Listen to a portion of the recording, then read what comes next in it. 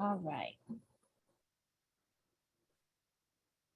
So first thing that I wanted to start with was just a little bit of functionality for Zoom. We do have a few folks who are calling in on the telephone. The meeting's. Hello. Hi, aloha. Aloha, everyone. The meeting, I just muted everybody. So it does actually mute everyone as they hop in. If you're calling in on the telephone, aloha, welcome to the meeting. We are just beginning now.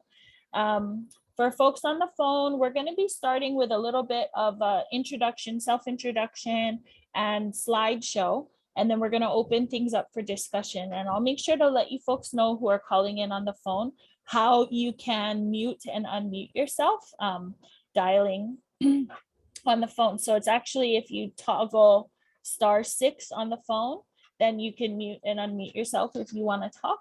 And again, that's going to come in a little bit as soon as we are opening for discussion. For those of you who have joined the meeting over Zoom through the app or joined over the internet, you should have buttons on your screen that allow you to toggle mute and unmute. When it's share screening, it's a little bit more difficult, yeah, because it goes away. So if you just hover over either the top or the bottom of your screen, then it should pop out with the little toolbar, and it'll give you options for muting or unmuting, starting or stopping your video. Again, folks are welcome to raise their hand as well. There's the ability to do that. And again, all of that will come into play once we get into discussion.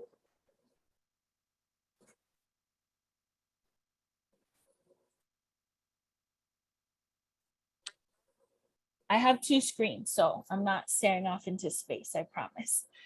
Okay, so our agenda for this evening, Velina Pule and that kind of housekeeping stuff should be about POW. We're gonna start project team self-introductions. We're gonna introduce ourselves so you folks know who we are.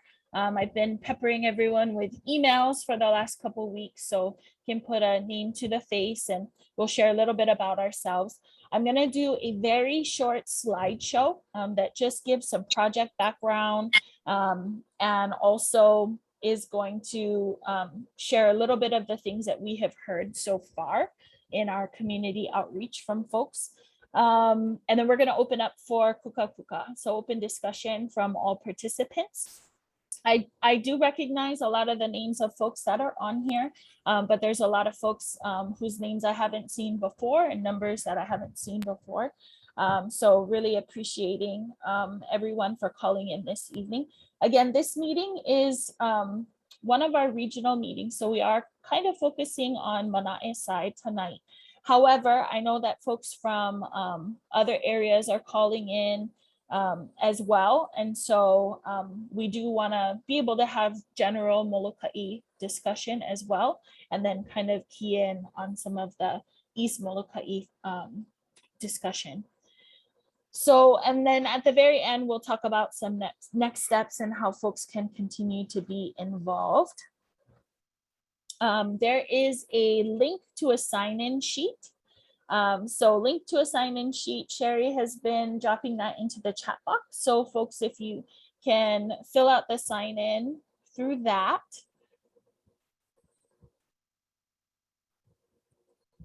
Okay, so we're going to begin with project team self-introductions. And I'm actually going to end the kind of share screen so we can see folks. So I'm going to stop share. And then we have basically this project is a partnership between our consulting firm, Townscape Inc. And Maui County Department of Water Supply. So we have the staff from Department of Water Supply here this evening. All of us are going to do short introductions. Eva, if you wouldn't mind getting us started. I will. Mahalo. I'm sorry, my internet connection is a little unstable, so it drops me once in a while here. But aloha, everyone. I'm Eva Blumenstein. I'm the Planning Program Manager for Maui County Department of Water Supply. and I've seen many of you virtually before, but I have lived about half my life on Maui. I'm born and raised in Stockholm, Sweden. I have been with the department roughly 20 years now in different capacities. And I realized I've actually worked for 6 different water directors. So makes it a bit challenging.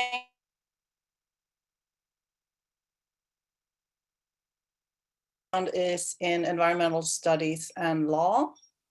And before I was with the county, I worked for a law firm on toxic torts and groundwater contamination issues. So thanks for joining us tonight. Thank you so much, Eva. Marty, if you're on here, if you wouldn't mind introducing yourself. Aloha, my name is Marty Buckner, and my accent comes from the South, where I was raised in a family of 13 children. A little over 14 years ago, I moved here to work for the county as a water resource planner. When I left the mainland, I had 3 adult children who since then have given me 4 grandchildren. In Kentucky, I spent 5 years working in an ICU at a horse hospital. And that's where I learned the value of wearing a mask. Before that, I was a telephone operator. Fun fact about Kentucky, Post-it notes were invented there, and they are actually still manufactured there. My degree is in landscape architecture from the University of Kentucky. After graduating, I worked in community planning for an engineering firm. And I just want to say how grateful I am to be able to work with this team on the Moloka'I water use development plan. Thanks. Thank you so much, Marty. Sherry and Bruce. You let Bruce go first. Aloha, everybody. This is Bruce Tsuchida. I'm the chief planner at Townscape. Just a few things about my background. I was born a long time ago, 1944, and grew up in Queens County, New York. Came to Hawaii in 1984. My early planning work, I just want to tell you a little bit about Townscape and why the company is called Townscape. My early planning work was in the New England region of the country. And most of my work was with small towns.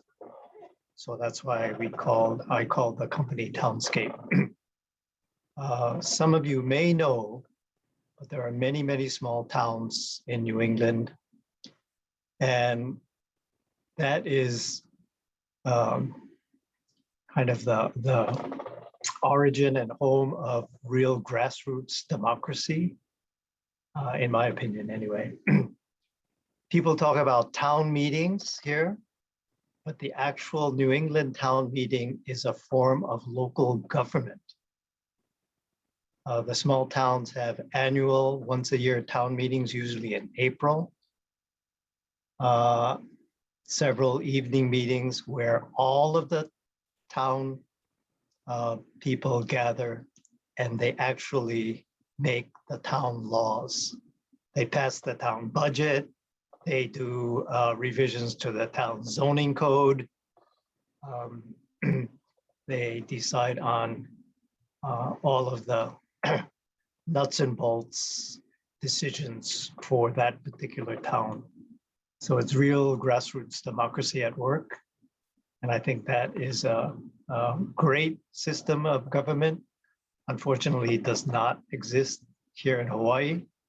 But as you folks know, there are still many strong communities and community groups in Hawaii.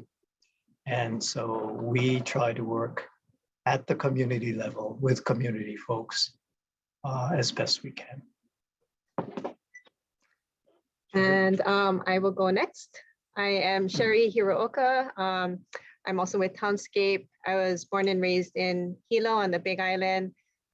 Spent a lot of my childhood either at the beach looking at tide pools or running through the forest behind my house. And because of that, I really loved science. And so went into biology, didn't really know what to do with it. So took a lot of random classes at UH and found planning.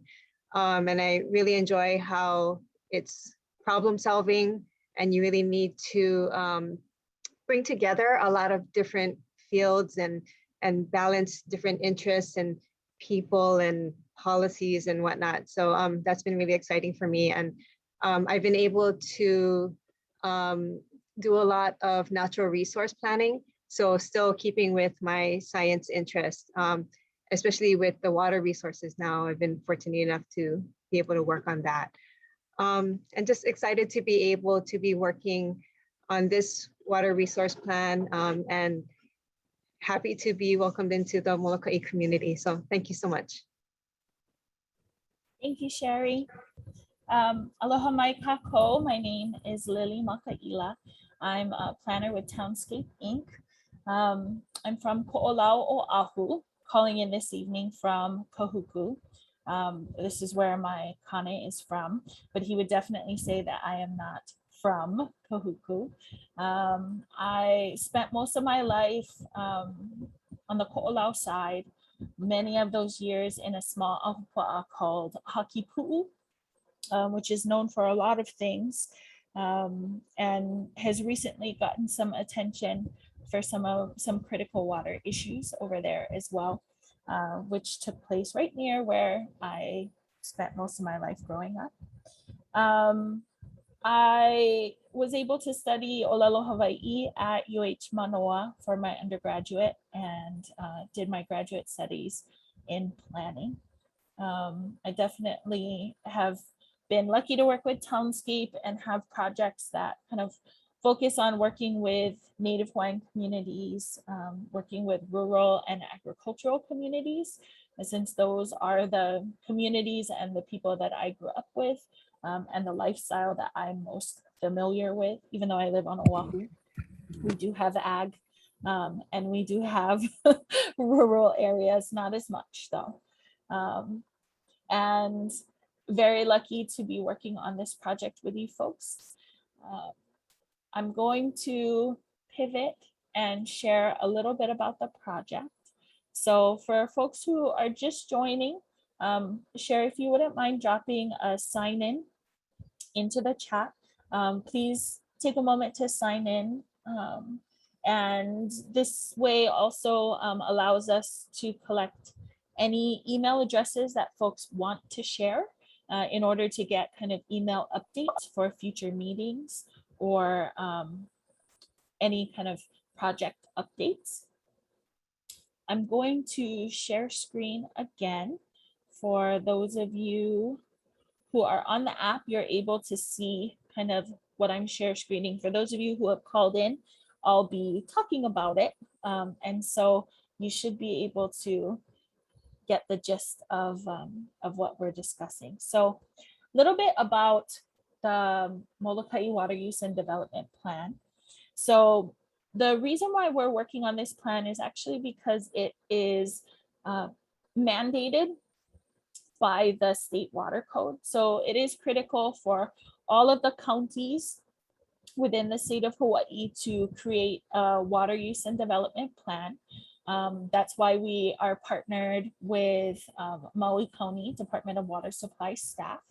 And for Maui County, they chose to create separate water use and development plans for each of the islands. So Lanai's plan was updated in 2011.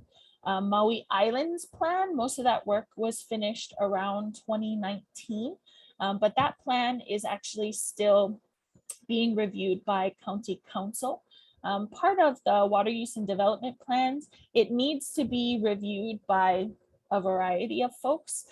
Two of the key agencies that are going to look it over and approve what the kind of the content of the plan as well as the process is both the County Council and the State Commission on Water Resource Management. So those are two of the agencies that are a part of it.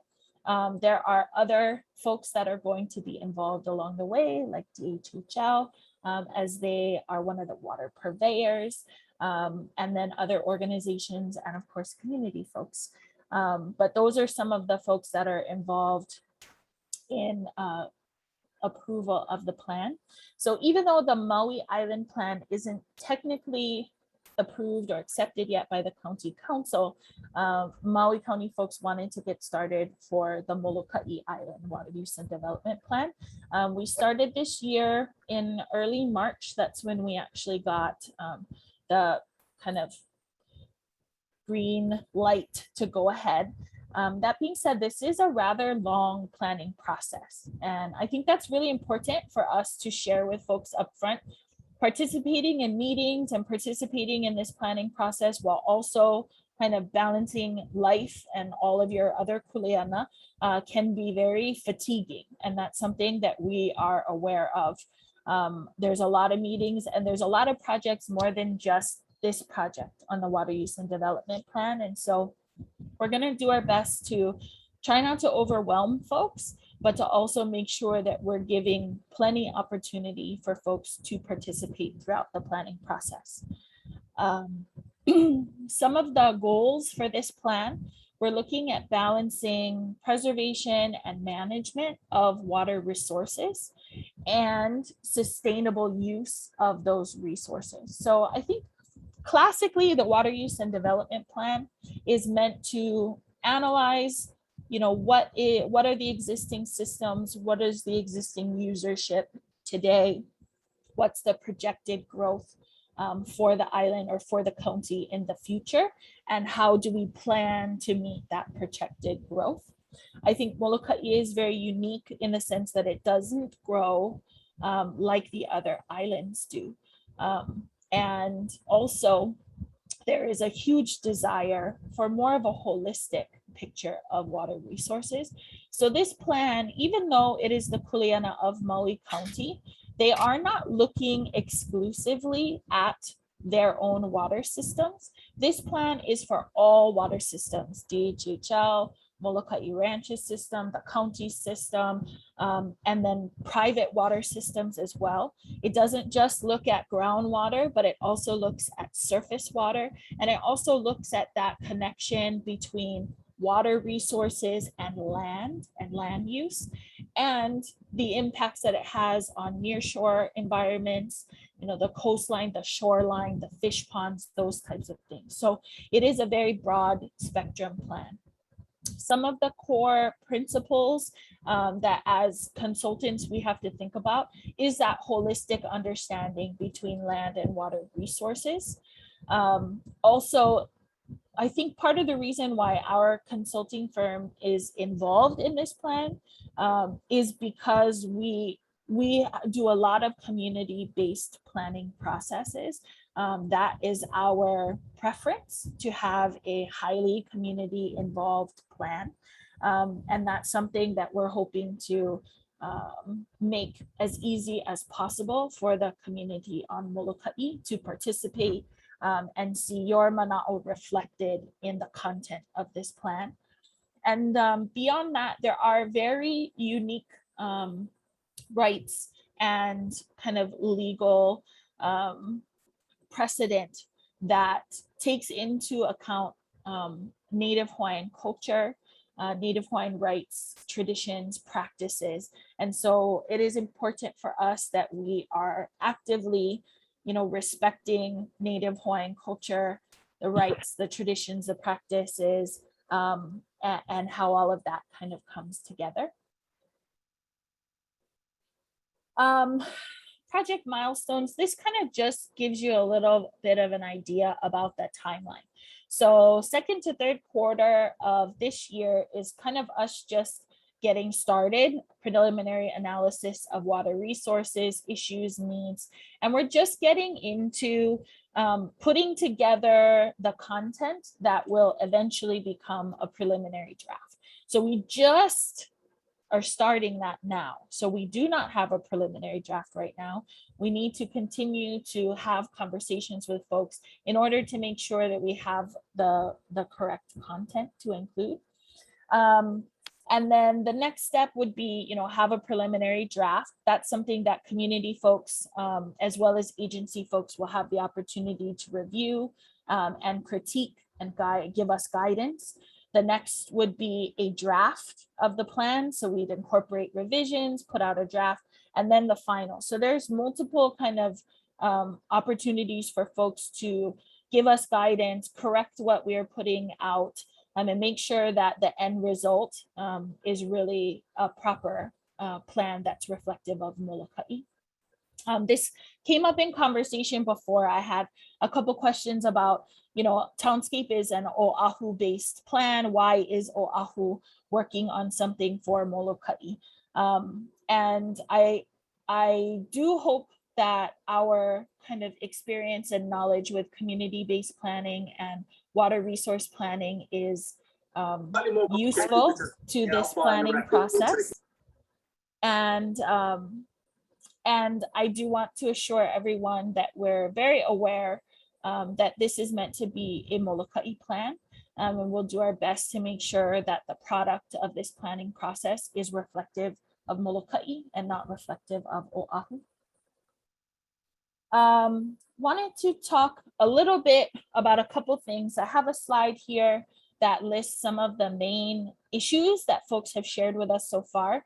And then the next slide actually talks about some of the water resources that we have heard. Again, since this is the kind of East Moloka'i regional meeting, some of these issues are kind of more geared towards East side. So if you folks are calling in from Central or from West Moloka'i, some of those critical issues will be a little different for the West Moloka'i meeting, etc. Okay, so I'm gonna go through it. The first one that's on here is geography of water demand. And basically, we understand that east side of Moloka'I is, the windward side, has a lot more water resources and higher potential sustainable yield. And the west side is a little bit drier, a little bit more arid, but there's still plenty population on that side. So how do you balance, where the water is located and where the population is, and making sure that water is getting to those different folks?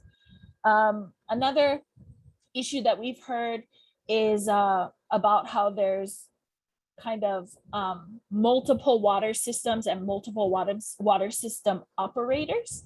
So for instance, there's, we know that some of the folks that are pulling from, or some of the main water purveyors is Maui County, DHHL, also Moloka'I Ranch, but then there are other smaller systems. We know that on the east end, Maui County has a system for ʻUalapuʻe, and there are also other smaller kind of private water systems as well. Kualapuʻu aquifer wells, that has come up a bunch. Folks are concerned about having kind of 3 groundwater wells all pumping within, like a close vicinity of each other, and how that can cause issues within the aquifer system, and also causes issues with the pumps themselves. We've also heard folks talking about DHHL ʻUalapuʻe homestead, and how there's a subsistence ag homestead that is planned for the area, and the need for appropriate water for folks that live there. We've also heard about the Maui County ʻUalapuʻe water system, and how that water system is kind of quote unquote maxed out, in the sense that they have utilized all of their water allocation from the Commission on Water Resource Management. So their permit, they have used up all of that water allocation, and so they're not able to provide water meters for folks who are trying to put in or to develop their vacant lot or to build their home, and how that is affecting people on the east side. Also heard a bit about conflict between water withdrawal, so folks pumping groundwater or taking water from the surface water stream diversions, and how that's affecting streams and springs and also affecting the nearshore waters, affecting the shoreline and the fish ponds. We've heard folks express concern about Moloka'I Ranch and the fact that they are owned by this foreign entity and that the ranch has been for sale for some time. And as they're, a huge landowner on the island and own one of the water systems, that kind of puts folks in a pretty vulnerable position, not knowing what the future of the ranch is. We've also heard folks discussing the stream diversions that the ranch has in kind of the Mauka areas, Kawela, Kaunakakai, Manawai Nui, and Waikolu, and how that is affecting the areas below and kind of the stream flow to the ocean. We've also heard some about the deer and ungulate overpopulation and how that's affecting folks, and also damage that's being caused to the watersheds from that overpopulation, and also sedimentation, buildup on the coral reefs and the coastlines and how that's affecting. Now, this isn't a complete list. These are some of the issues that we have heard, multiple times by different folks. And I wanted to kind of share that with folks, that these are the things that we're hearing. The next list here is some of the water resources. So, of course, we don't only want to hear about critical issues and concerns. That's really important, but we also are interested in hearing about important water resources. We heard the mo'olelo of Kapualei, the kiha that was there on the east side. We've heard about these long-standing, long-known north-south connections. So between Pelekunu areas and Kamalo areas of homesteaders, even about physical connections through like underground lava tubes. We've heard about pu'ustai'o lo'ikalo in the Ka'amola area and how that connects to this abundance of fresh water and adaptivity for farming in those areas. We've heard about limu along the shorelines and how growth of the limu has changed over time. We've heard about the importance of kuapa in the protection of the kuapa on the fish ponds and how those can actually help with protection of freshwater resources from kind of being buried, both Mauka and Makai.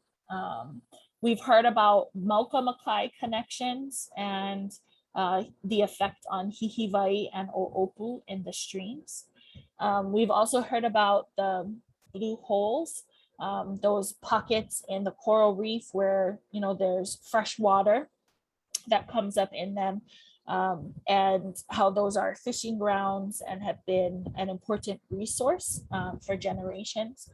We heard a mo'olelo about Waiakiakua, which is a water resource up Mauka on the east end. And we've also kind of heard stories about the different place names that have water references, like Ka'amola, Keawanui, and Pua'ahala.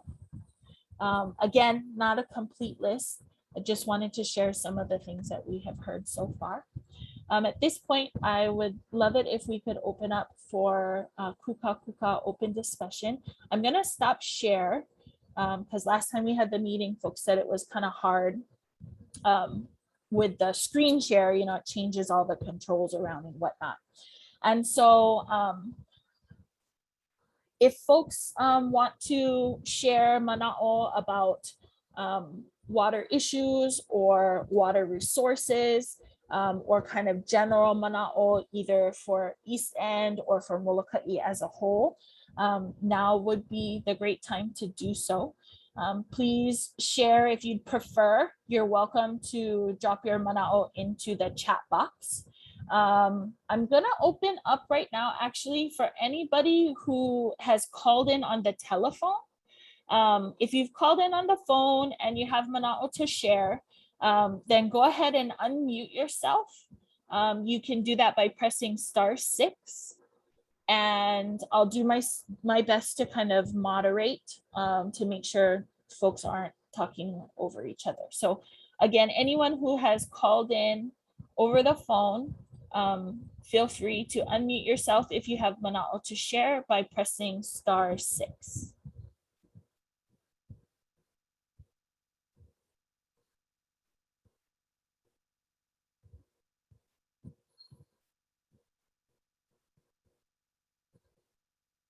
Okay, I have someone. You're welcome. We can hear you. So if you want to share your manaʻo. Yes.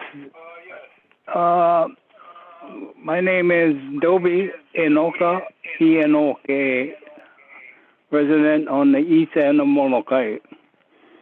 And I have a two-part question. First part is, why is the cost of a water meter $15,000 to the county to get a water meter installed on Moloka'I? The second part is, who and or what persons determined this $15,000 cost? Okay. That's it. Okay, thank you, Uncle. So the two questions was, one, the cost of a water meter is, why is it $15,000? And the second part is, who determines that cost? Eva, I saw that you unmuted. Did you want to pop in? Yeah, if I can respond, I'd be happy to. Yeah, so the cost, so there's different size water meters. They are the single family 5/8 inch meter is typically what's applied for a home for dwelling and a ohana. And in our current budget, that fee is about $12,000. It's called the water system development fee. So the cost for that meter is for the source, of course, to supply the meter in the area where you're at, the transmission from the source to the area where you're dwelling or your use is, and the storage tanks. Those water system development fees are reviewed annually, but more in detail every 5 years or so through rate studies. And they are ultimately determined in the annual budget that is adopted by the county council. So this, the current water system development fee has been in place for a few years. It did increase drastically from the last, I believe it was about half, $6,000 a few years ago. So that's because the rate studies and the valuation of the cost to really develop source transmission and storage, it's so important to do that frequently rather than kind of waiting and having this sticker shock a few years later. I hope that answers your question. Thank you, Eva. Uncle Dobby, if you had follow-up questions, you can go ahead and press *6 and unmute now. Auntie Cora, I see your hand up, so I'm gonna give Uncle Dobby a chance to chime in, and then I'll get to you, Auntie Cora. Go ahead, Uncle. Okay,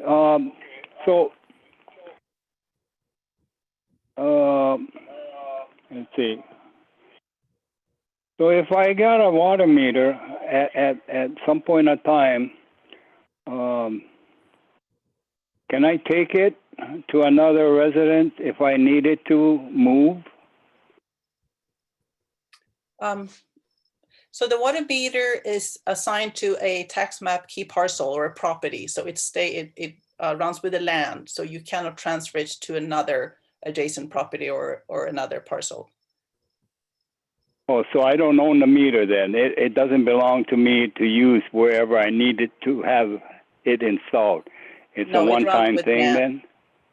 So it's assigned to for $15,000. For a 5/8 inch meter, it's about $12,000 today. Yeah. Yeah. Okay.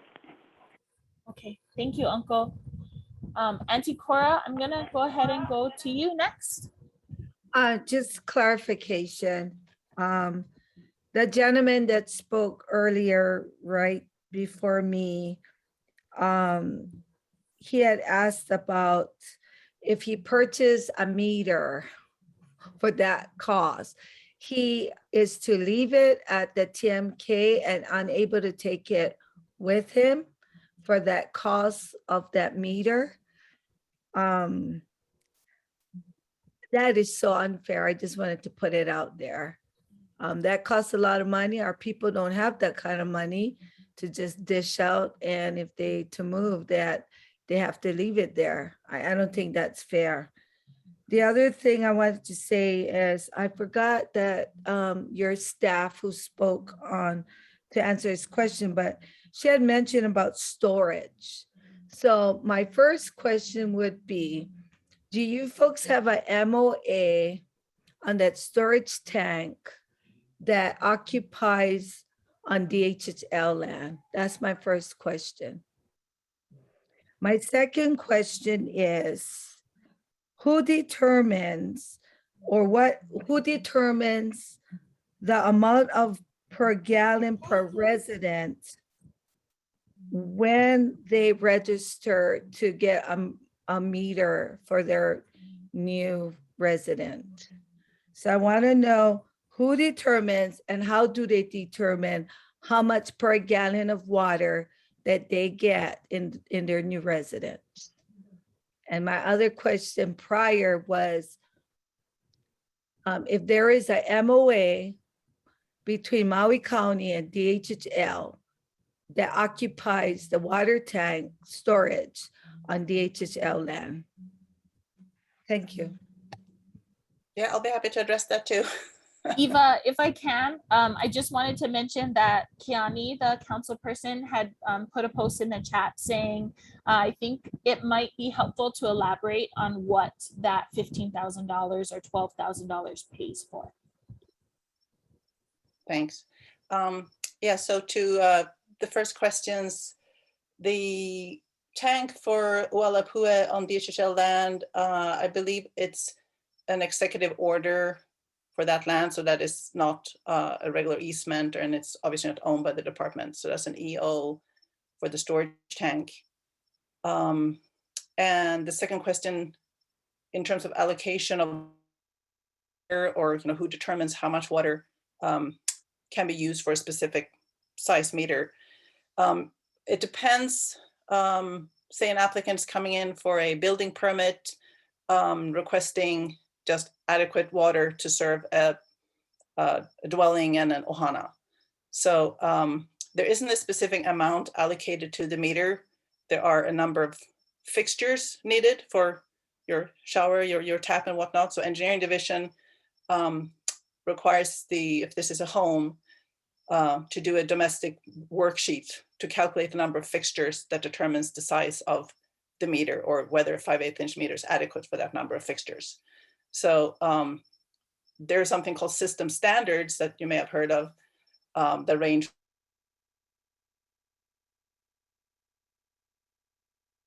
standard for multifamily homes, etc. So if there's no information available for a structure, so you don't know the number of fixtures and whatnot, it may be a subdivision application, then engineering division may use the system standard sort of as a default if there's no better data available. May I have a follow-up question? Sure, go ahead, Auntie. It's so vague to when you say fixtures of some sort of, that is so vague. That's not really, they don't give me that much variance to really understand or visualize. But my follow-up question would be, is a fixture could be a swimming pool, and what would that entails? I mean, it's so broad that when we look at prioritizing our water use, yeah, and having a pool included in a residential area. Anyway, that's what I mean when you say fixture. I don't understand. And if there is a formula how you determine how much water use, is allocated for that 1 meter, I would appreciate how that comes about. So I would appreciate if that formula is made publicly. Thank you. Thank you, Auntie Cora. Yeah, I appreciate your questions too. And I think it's difficult for me to get into the specific details because these are the engineering standards that are not, they're not a table of specific water allocations for meter size or for per use, for example, shower or swimming pool and whatnot. There are system standards published. It may even be on our website, but they pretty much tell you that if you don't have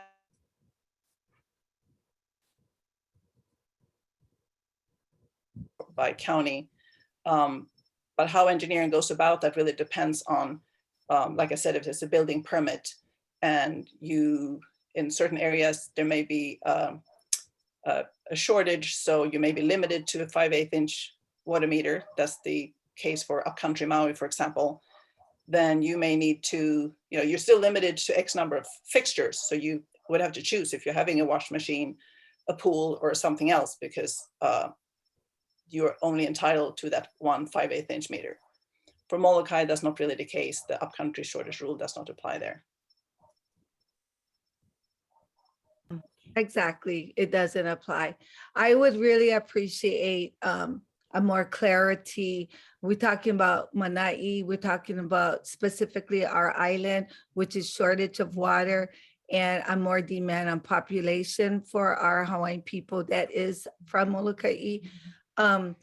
My other question would be about a water tower for off the grid potential project for ʻUalapuʻe area. We haven't talked about looking at a water tower for temporarily because this proposal and project, it's going to take longer than the project moving forward. But that would be something I would be interested in engaging in discussion for ʻUalapuʻe as one of an alternative as short term. Thank you. Thank you, Auntie Cora. I want to give one last opportunity to folks who have called in on the phone. If you've dialed in over the telephone, I have 3 other phone callers other than Uncle Dabi that spoke already. So if you folks are interested in sharing any manaʻo or asking any questions, I'll give you a little bit of time. You can dial *6 on your phone and that will unmute you. Okay, caller, go ahead. Yes, this is Auntie Erlene calling.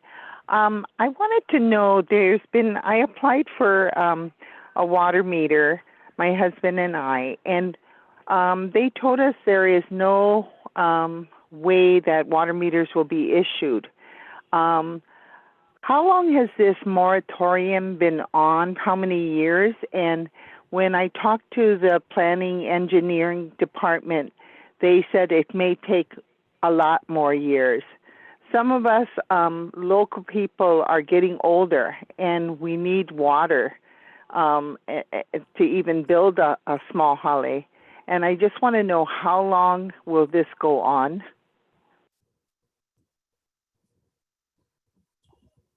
Eva, thank you very much. I'm sorry again, my internet connection is unstable, so I missed part of the question, but. So the question was about water meter application. So the question was that they had applied for a water meter, I believe for the ʻUalapuʻe water system, and they were told that there's a moratorium. They're not able to get a new water meter connection. And the question was, how long has that been in effect? And how much longer do we anticipate that lasting?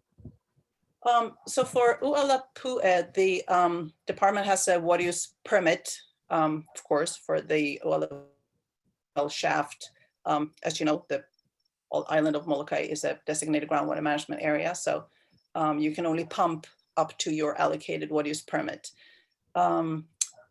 The department applied for additional use for the ʻUalapuʻe shaft to accommodate both existing customers, the needs to flush the system occasionally.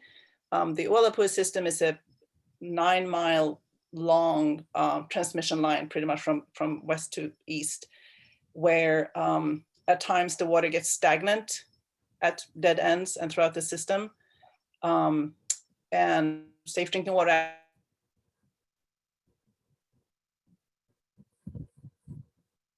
chlorine disinfection standard. So to do that, the system is occasionally flushed.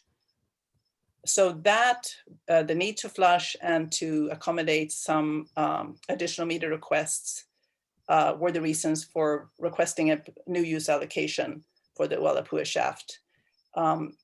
There were a lot of concerns from the community about that additional allocation, and the department eventually withdrew the request in earlier this year in May 2021, I believe.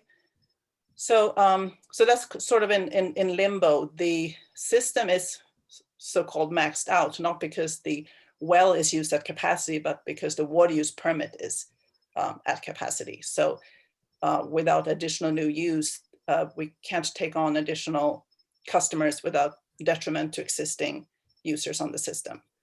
The engineering division makes the determination of what is reliable capacity and when and how much additional demand can be met. And I believe they may have stopped issuing meters or taking meter reservations around 2016 or so. I'm not sure. And I don't think that's gonna change for the ʻUalapuʻe shaft until there's either new use allocation for that source or new sources developed for ʻUalapuʻe. So I don't have a time frame for that.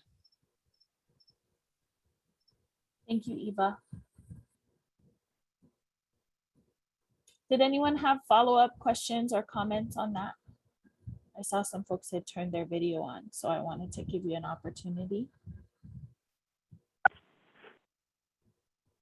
Okay. Auntie Erlene, did you folks have more to share? No, this is Uncle Dobie. Oh, hi, Uncle Dobie. Yes, in response to this last question and answer, so the permitted amount of meters has reached its limits, is what I understood.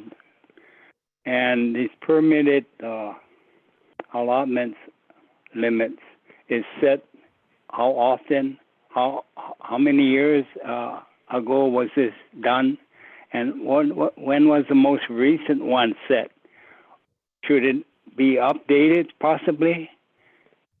Because I'm sure we have a lot more water than this meter permitted amounts of water allotted when that list was made to compare in today. Okay, thank you, Uncle. Okay, thank you. Eva? Yeah, I'm sorry, I'm also missing it. I left the conversations. Lily, please. Yeah, sure. Give me 1 second. Okay, so the question had to do with, I think if you were able to explain a little bit more about the system. So we wanted to know when that permit was approved. So like the current permit and water allocation for the ʻUalapuʻe system. And then he wanted to know if there's a way, you know, like what's the mechanism, what's the process for increasing what that max capacity is for the system to allow for new users. Okay, I think I got it. So the water use permit for any groundwater pumpage anywhere on Moloka'I is, the water use permit is allocated by the Commission on Water Resource Management. And most of the existing users, those that were in effect already, the wells that were already drilled and using water at the time of designation, they applied for existing water use permits. So that was in the mid-90s. So the existing use permit for ʻUalapuʻe shaft is from 1993 or so. The additional, it hasn't been a lot of increase in use or demand on the ʻUalapuʻe shaft or the system over the years. But some things have changed, such as Safe Drinking Water Act requirements, which is the one reason for the need to flush the system. So the request for an additional 185,000 gallons per day, 165,000 gallons per day, where that request was put into the commission in early 2020. And the withdrawal of that application, as I mentioned, because of a lot of community concern about that additional withdrawals, that was earlier this year in 2021. So a new use permit can be requested at any time. There isn't a time limit on that.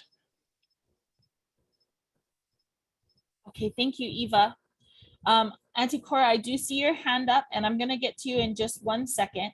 I wanted to make 2 quick comments. So one about this topic that we've been discussing. I think it is important to understand that one of the reasons why the water meter is connected to the parcel has to do with the construction costs and the fact that that water meter includes the construction costs.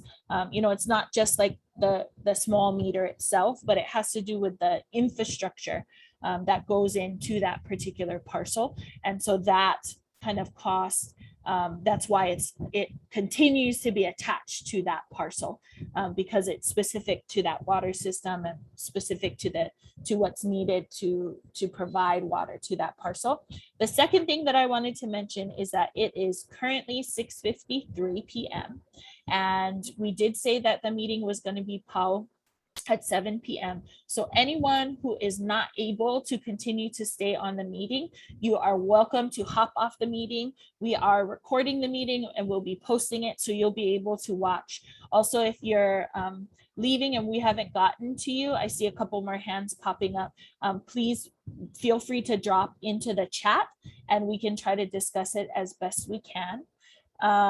Yes, so anyone who needs to leave at 7 p.m., please don't feel trapped in this meeting, but folks who are still kind of have more questions and whatnot, I'm not going to close the meeting until it's po.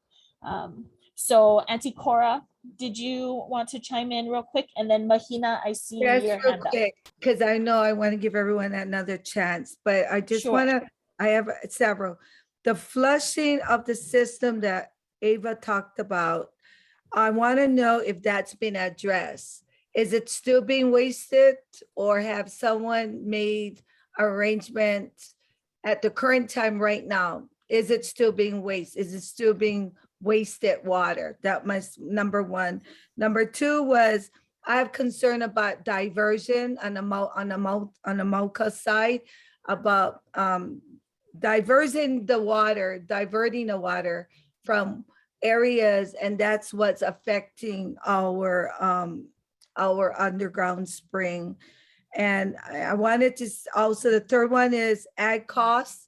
When we get people out manaʻe, and they're on the Maui County, what about if they're farming? Have you guys made adjustment to this type of costs?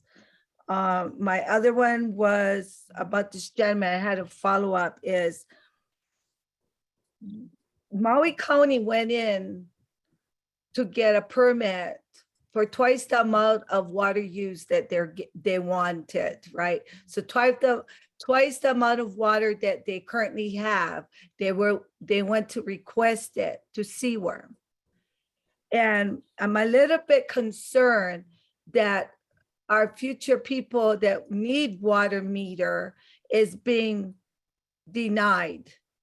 I have a concern about that because you cannot say you can get water. I want this much water use. You're saying that, oh, we got the water, so I'm going to go ask for double the amount.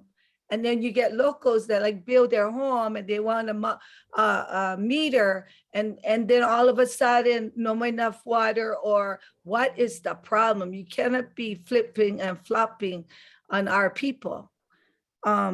And then, so those are my question. One is the flushing of the system, the diversion, diverting the water from Mauka, the ad costs, and the flopping of Maui County not allowing our people to have water meter for the new hale after they wanted to go in for get double the amount of water. There you go. Thank you.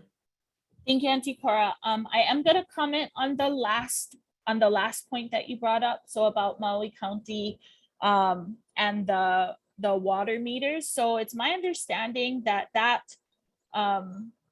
water allocation, the increase of the water allocation would have included folks, the folks who are applying for use of the water system. So it's not just Maui County itself that would be using it. It's Maui County because they are the ones who are the water purveyor for that system.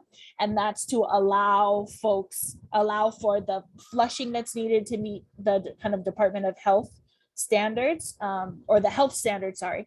And then also for new kind of customers, folks who want to build their home on that land, they have to get a water meter through Maui County. Okay. Thank you, Auntie. I might have to come back to some of the other points that you brought up. I do want to give Mahina a chance to chime in. Mahina, I see your hand up. Thank you. I think for right now, there are only two things that I want to bring up. The first is the sustainable yield. I would like to have a deeper discussion at a future meeting about revisiting that and redoing the sustainable yield for current conditions. And I don't know when it was set. I want to say like the late 80s or early 90s, but we have so much more data available. We have climate change issues happening, and I would like to set more holistic parameters for how actual sustainable yield is set. And then I would like to discuss including new sustainable yield in our plan. Okay. So just to put that on the table, and also to understand better and to request that Kalaupapa also be included in this planning process, because it is a part of Molokai. We're a single source aquifer. We take water from back there. So yep, to bring Kalaupapa back into it. And on the county side, they are exploring or requesting to bring Kalaupapa into Maui County. So I don't think that that's too far off of a request. Thank you. Thank you so La's much, here Mahina. too. I wanted to see. You want to say Oh, anything? okay, yeah. Hi, Aloha. this is La Poi Poi. So I just wanted to, from the first meeting that we had, I just wanted to repeat and reiterate the importance of providing an adequate amount of fresh water to the ocean. And I wanted to make sure that there's some kind of some policy included in the water use development plan for Moloka'I that addresses that. Like, I know this more than likely not going to be something asked of West Moloka'I. It should be for Central Moloka'I, but definitely in Manaʻo district. And yeah, I'm not sure how that's gonna be leveraged to have some sort of measure that allows for the freshwater influence on fish and marine life. So long as that provision is included in the plan, then I'm hoping to move forward with it. Thank you. Mahalo nui. Thank you so much, La'a. I see a couple other hands are raised. Please give me 1 second to recap And then I'm gonna call on you folks. So just wanted to mention, mahalo to Mahina and to La'a for sharing your manaʻo. So sustainable yield. There is a workshop coming up. One request of Mahina was that we have a more in-depth meeting in the future to talk about it. Yes, we can absolutely do that. There is a workshop that's coming up. Maybe we'll share that information in the chat, or we can get to it a little bit later. That is going to talk a little bit about sustainable yield. And Jonathan Scheuer, who's on the call, is going to be giving that talk. Also about kalaupapa, so that came up at the last meeting that we had. Yes, and Bruce kind of spoke and said that yes, it was not in the original scope of our planning process. Yes, we have heard this before, and we definitely understand that kalaupapa and the water system there needs to be in this plan. And so we're going to figure out a way to make sure that it's in the plan. And also wanted to, mahalo La'a for all of your manaʻo about fresh water and kind of figuring out what actions we can put into the plan that talks about protecting that flow of fresh water into the ocean. So I have Uncle Walter Riddy with his hand up. I have, I think, Dicky with his hand up, and then Uncle Mango. So Uncle Walter, if you want to go ahead, you can unmute. Yeah, my understanding is that the lands where these wells are is on Hawaiian homelands. And I'm wondering if there are going to be allocations set aside for future homesteaders that are going to be on these lands, the same way that they're doing up at ʻUalapuʻe. I mean, for the homesteaders up at Ho'olehua. So is there a deal being worked out between the county and the HHL to ensure that whatever waters that are coming out of their lands, the homesteaders will get what they need? I can address it. Go ahead, Eva. Thank you. I don't have a good answer, but no, I don't believe there is a current negotiations that I'm part of to ensure water for DHHL from the current ʻUalapuʻe source. But I think that's something that this plan could address. There is certainly, I mean, we're kind of in a dilemma where the existing source cannot provide for existing customers either, because there may be times, you know, when there be conservation mandates, and there is additional source needs for the DHL homesteads in ʻUalapuʻe. So new source could be one of the strategies to consider, where there could be, you know, a partnership with DHL and the county, or so that's sort of something I hope this plan is sort of the forum to look at some of those solutions. Thank you, Eva. Uncle Walter, did you have any follow-up for that? I don't know what the laws are, but in order for the homesteaders to get what they wanted out of Ho'olehua one, there had to be some legal water rules and stuff that allowed that to happen. So I don't understand all of the law, but I'm just hoping to make sure that future homesteaders will have water. Okay, mahalo, Uncle. Okay, Dicky, I see that your hand went down, but did you have manaʻo to share? No, I'm sorry. That was a mistake. Okay. I'm just listening. Thank you. Okay, mahalo, Dicky. Uncle Mango, if you want to unmute. Yeah, aloha. Good evening. Aloha. To everybody for being here. Like Uncle Walter was saying that what happened with Ho'olehua. So I have one question I have is when we're talking, and mahalo for even bringing up the issue with the fresh water, because I kind of want to know what you guys are doing in the plan in regards to HRS 174C-101, the Hawaiian Native Water Rights. You know, that I think that's what you call what Walter was talking about. They had to come up with.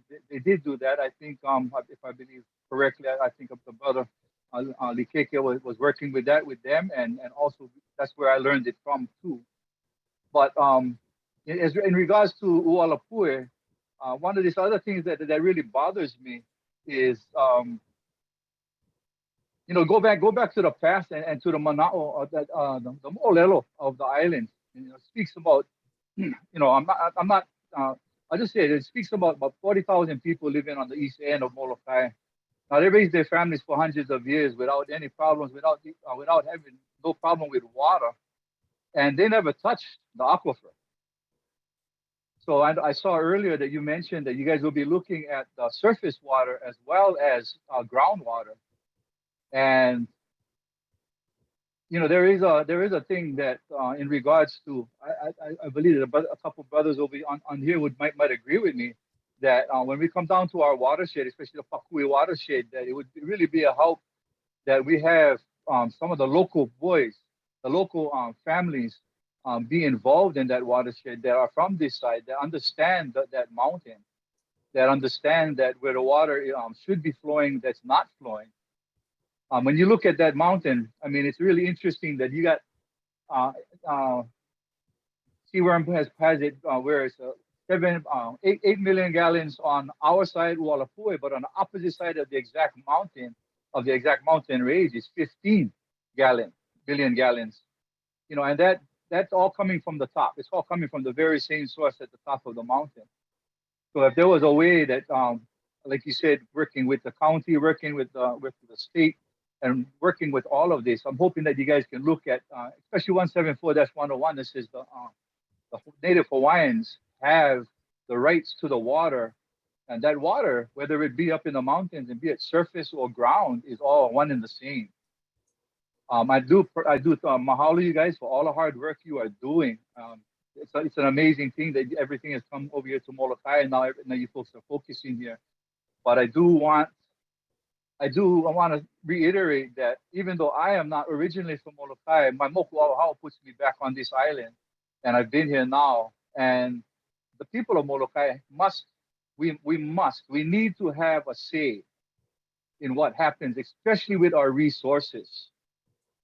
You know, the recharge of our groundwaters is mostly because, as even Cora brought it up, water has been diverted at the top of these mountains for other reasons, and that water that's supposed to be in our area is going to other areas.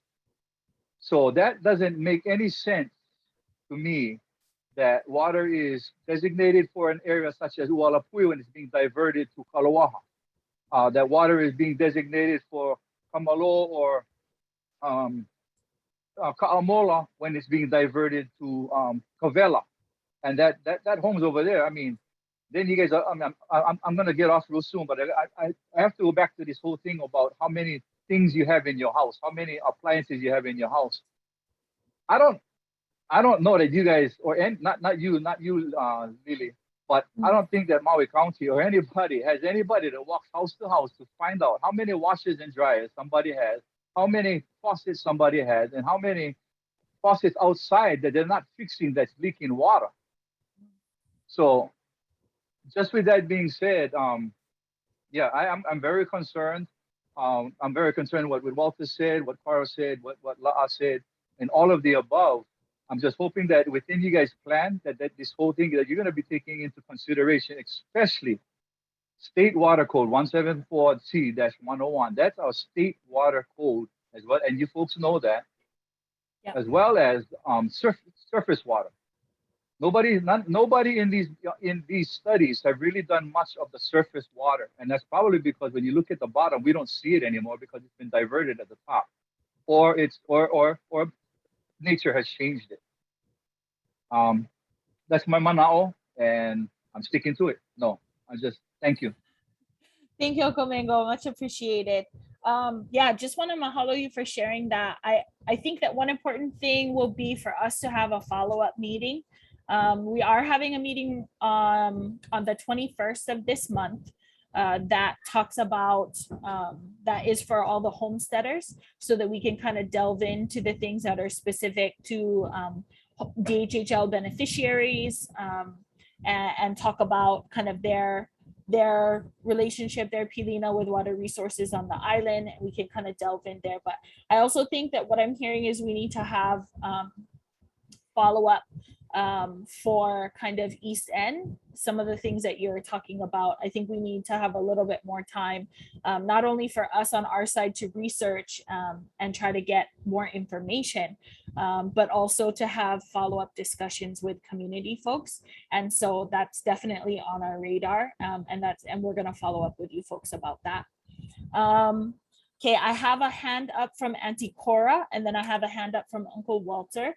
So Auntie Cora, just real quick, one second. Okay, real quick. Go ahead. I just want to say two things. I got follow-up. Diversion on the Mauka side.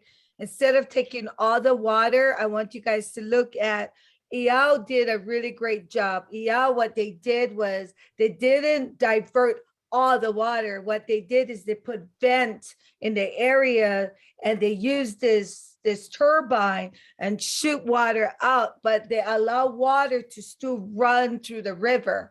So I really like that idea and that concept. The other thing I want to talk about that Mahina had mentioned is about sustainable yield. Okay, I'm really interested in that because Mango and hit it on the head when we talk about our Hawaiian rights, yeah, that the determination on DHHL has to do with what is being the land use designation has a big role on how much water that is allocated. And so sustainable yield, so that means that the current yield that you guys have for Moloka'I right now that actually got approved by Seaworm was 0.855 or something along those lines. That is really inaccurate. It may be inaccurate, okay, but that's something for our people. But I want to say this, when Maui County went and put in for the double amount use, yeah, when you guys said domestic, yeah, that's supposed to include us Hawaiians. And in my opinion, that got withdrew because it wasn't considered Hawaiians.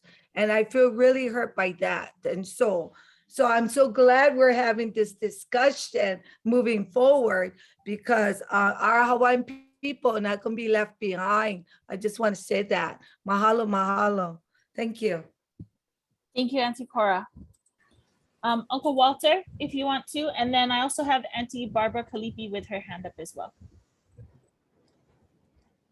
Yeah, so I guess we're talking about East Molokai, and I wanted to find out that the pipeline, how far, where does the pipeline end? I'm thinking it ends by Kamalo or something. And then there's no water for the Myers between Kamalo and Kavela. So is the county going to put more water lines on East Molokai to accommodate, I don't know if Kamalo is East Molokai or we're just going to let that whole stretch of land with those families living over there without water. Mahalo, Uncle. Eva, are you able to speak at all to kind of where the existing systems are for East End, and if there are plans to kind of expand or create a new system that would serve more of the folks on the east side? There isn't, to my knowledge, there isn't a plan. Department of Water Supply hasn't budgeted or in the what we call the 6-year capital improvement program. I don't know of any plans to extend the system further east. Towards the west, Kavela shaft serves there's the private Kavela system, but there's also a county system with a Kavela shaft. Yeah. So beyond at the end of the ʻUalapuʻe system, there are domestic wells, private wells that serve individual households. And I'm not aware of any plans to extend it on the county system. if that would be, you know, looked at in this plan or through the CIP program, I think it would have to be an alternative solution than extending the ʻUalapuʻe distribution line, because there is a problem with this one long lateral 9-mile transmission line that is not looped. That is why we have some of the issues with the water quality and the stagnant water. So extending it without looping it or having a separate system is probably not that feasible.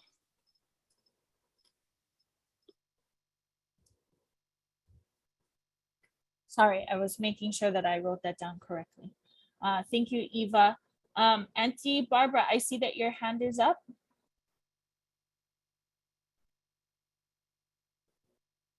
Yeah, I just have a question first before I make comments. It's the water use and development plan. Does that include the topic of watershed protection and restoration? Is that going to be part of the plan, in other words? Yes, it is going to be a part of the plan. I think one limitation is that we probably won't be able to get as like micro down to specific programs in specific places. But yes, very much kind of macro, looking at the watersheds, and then understanding kind of more general watershed, you know, programs and actions. Yes, that is going to be a part of the plan. Okay, because to me that it's kind of a requirement, because no sense talk about water use if you ain't got no water to use. Yeah. So following up on that, I guess, you know, folks talked about the sustainable yield and stuff. And I think Laurie mentioned that at the first meeting, and I want to echo that it's really important to me that we have accurate data and maybe, you know, coordination of data in an ongoing way. I know DLNR collects data when they do watershed protection, you know, Nature Conservancy. So, you know, maybe private landowners, who knows? And to me, we, you know, if we want to look at yield, we've got to look at what actual, you know, efforts are being made to collect real data. And it needs to be coordinated. Sometimes I feel like, well, I think it's for real. We get disjointed, not just with government, but even I think between community, government, private. I wish there was more of a, you know, a spirit of transparency and collaboration. I think it's becoming more and more important, maybe even necessary. And I guess the last thing I would say is I would hope that this plan can somehow be a living document. I always feel like, and especially if it's going to take a while to come up with the best one we possibly can, it's that old notion of by the time you finish it, it's outdated. So to me, there's got to be some way where when you put the document together, you put in place ways for it to be reviewed when something triggers the necessity for reviewing it. You know, climate change, you know, opportunity for collaboration between all the water purveyors. And that's been a challenge throughout our history because there's not been trust between government, community, private landowners on Moloka'I. And I'm going to say candidly, good reason. But moving forward, we still have to figure out ways to be more collaborative, more transparent. I'm going to say I appreciate the people who are on this virtual meeting that are representing county and, you know, and townscape. I feel like there's a good sense of wanting to work together, even with DHH. And so that gives me some hope that maybe we can put the past to rest about mistrust and start building on a foundation of trust. That's just my hope as a kupuna. Aloha. Aloha, Auntie Barbara. Thank you so much. Okay, I do want to chime in real quickly. There have been several discussions about sustainable yield. Dr. Scheuer, Jonathan Scheuer, is on this call here, and he's actually giving a talk next week. So Wednesday, October 20th at 1 p.m. It is a virtual discussion. We dropped the link for the Zoom meeting, the meeting ID, and the passcode in the chat. And so for anyone who wants to learn a little bit more about sustainable yield, the title for the presentation is "What does sustainable yield sustain? What and who is left out?" So I'll be there with my learning cap on. Mahalo. Thank you very much. I also want to open up for folks who also want to share. So if you want to share manaʻo, then you can unmute yourself in your toolbar. It should give you a little microphone in the bottom corner, so you can toggle that on and off to be able to share your manaʻo. Want to make sure that I'm giving everybody an opportunity to chime in. I'm also going to share some of the manaʻo in the comments, but I'm paying attention. So if anybody wants to chime in, just unmute yourself and I'll get a little notification about that. Okay, so comment in the chat from Sybil. Would like the planning process to help educate us more about the following.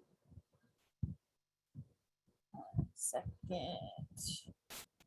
I'm scrolling. Okay, show us a diagram of how HRS 174C-31 operates and what role the what up plays. What role, the what up plays for our people. What is the water use protection plan and how does this connect and integrate with the what up? What role does this play? What is the water quality plan and how does this impact and connect with the what up? What role does this play? How do we effectively utilize this? Bottom line, how or what do our people need to control our own water future, which includes data and education? We need to be educated more about our watersheds. Millions of dollars within the past 9 years have gone to funding fences. We need to know about this, especially if funding is coming from DWS and plans such as these. Auntie Cora mentioned protection 174C is important to include in the plan. Sybil also mentioned, we discussed in one of the meetings about cultural sustainable yield and do not see it on the list. Can we add that and see how we can have more discussions alongside of sustainable yield? Yes, I think cultural sustainable yield and conversations about sustainable yield will need to be in its own meeting. Probably not for one region, probably open, maybe even need to be in a series of meetings. So we're gonna have to do our best to have that conversation. Also commented that also to understand and discuss more about the public water trust and the trust doctrine, sorry. Uncle Walter, if you wanna chime in. Yeah, sustainable yield is kind of a crapshoot. Nobody really knows what's under the ground, but we can take some educated guesses. But one thing we talked about when we talked about when Hawaiian Homes was trying to get more water, the ability to, if you're gonna take water from the cup, then how are you gonna plan, or what's your plan to replace that water so you never ever empty your cup? So that should be a thing that the county needs to adopt. So if there's an existing sustainable yield, they're looking for more water because they're wasting water because they have this long pipeline and they gotta flush it. Sounds like Moloka'I Ranch kind of stuff, where they waste all the water by flushing. But what I'm trying to get at is that the cup is, the Holehua guys, they don't have the kind of forest that the East End guys have. So East End should be able to fill that cup a lot faster and more than the Holehua guys. The problem is that nobody's taking care of that cup on East Molokai. The forest line, they put a fence, and then above the fence is real nice. Below the fence is all bust up because all the animals are kept below the fence.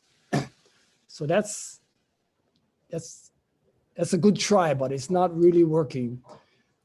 In order for that cup to stay full, you got to keep planting more and more trees and get lower and lower. So we really got to start managing the animals, because the animals are the ones that are eating all below the fence. But somehow the county is going to have to take into consideration some kind of a plan and funding to make sure that we have enough trees and forests to keep that cup filled, no matter what the guess is about the sustainable yield. Mahalo. Furiously taking notes over here. Thank you so much, Uncle Walter. We are over the meeting, but over the end time for the meeting. It's 7:27. That being said, definitely open to hearing more manaʻo from folks. We still have 39 participants that are in here, including some of the staff. So anybody else who wants to share manaʻo, please do so. On your toolbar in here, you can toggle the little microphone to unmute yourself and share. If you called in on a telephone, you can press *6 and that will unmute you. And I'll do my best to continue moderating for folks. Hi, my name is Pat Tamashiro. Hi, aloha. And I just wanted to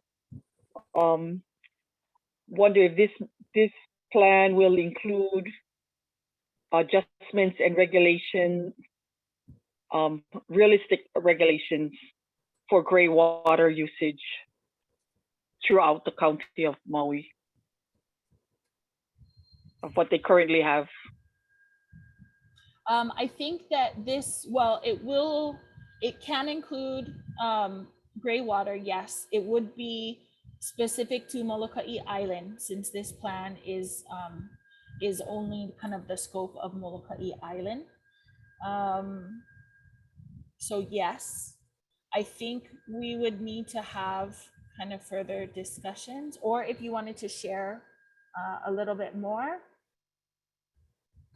if you have any specific ideas about gray water that you think should be included in the plan.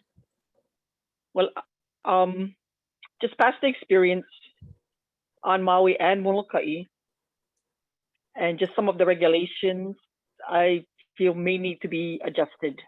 Okay.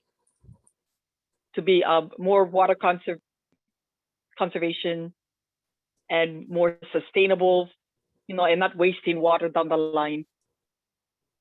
And okay. Yeah, that's all I have to say. I know other people will bring in on this at some point in your other meetings. Okay. Thank you so much for sharing. Okay. Aloha. Hi.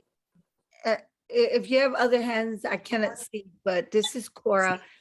I had a follow-up on Pat. Back in the days, I would say a couple years ago, there was about 300 something thousand gallons that was been discharged wastewater underground. And I had some concerns that those are the type of water that we may be able to, that's our resources, that we might be able to save and use that somehow filtered out or however for agriculture use. So that was one concern, is that if you would look at Kaunakakai wastewater that's been discharged underground, it's a lot of gallon of water. It's like 300, actually it's in 1,000 gallons that are being discharged daily. So if you could check that out, we could, refill our cup, keep our cup full, like Uncle Walter Reedy said. So right on. Thank you. Thank you, Auntie Cora. Again, wanna open up for other folks who wanna share manaʻo. The mute button is on the toolbar, bottom corner. Anyone who called in, if you press *6, then you are able to unmute yourself and share. Also, if you wanted to drop a comment in the chat, you are welcome to do so. I'll give another minute or so for anyone.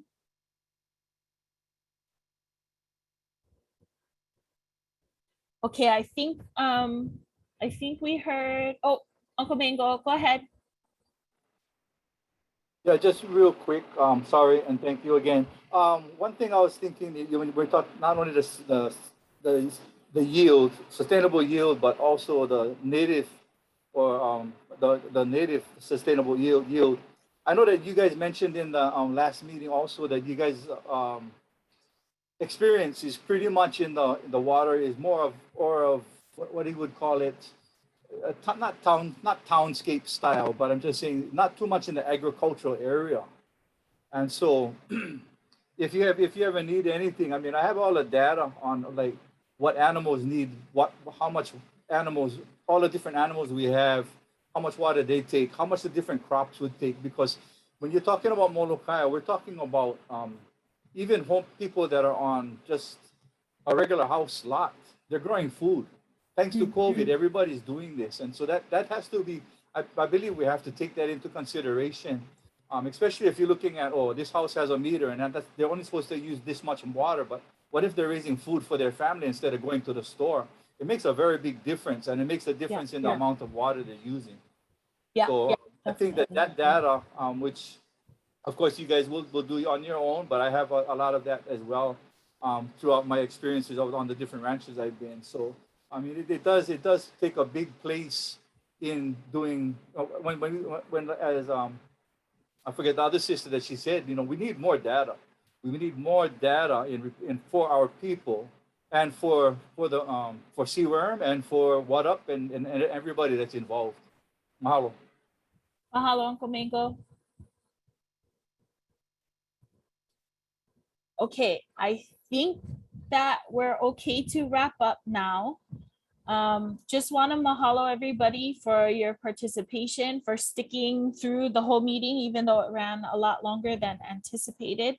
And thank you so much for everyone who shared manaʻo, because having these discussions and folks who are willing to comment and ask questions and whatnot is kind of what enriches this process. Sherry, if you wouldn't mind one more time, if you could drop into the chat box the sign in. Anyone who is able to complete the sign in, it's a Google form link, especially if anyone wants to get on the email update list, please do so.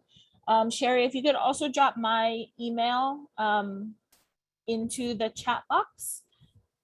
So anyone who has follow-up questions or wants to share more, please feel free to reach out to me directly. I try to be very responsive via email.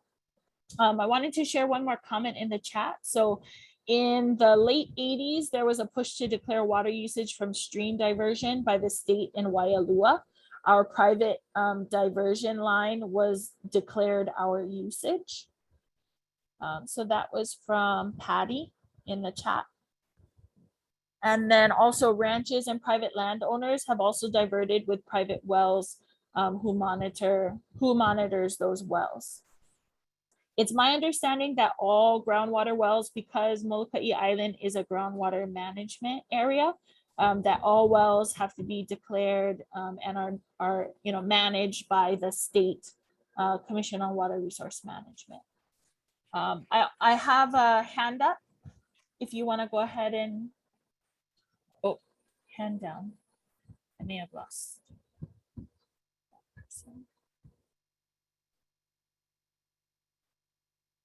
Okay, I'm gonna go ahead and wrap up the meeting. Mahalo to everyone for being a part of this discussion. Again, Sherry has shared in the chat box our sign in. If you can please take a moment to do that. Also, my email address is there. Hope if anyone wants to reach out. We have another meeting tomorrow evening where we're going to be talking to West Moloka'I folks. And then we have a meeting next week on Thursday. That's for DHHL homesteaders and the homestead lands. I'll continue to send out information about that in via email and also on social media platforms as well. Thank you everybody for participating. I hope that you guys have a great night. Mahalo nui. Thank you. Thank you, Marty.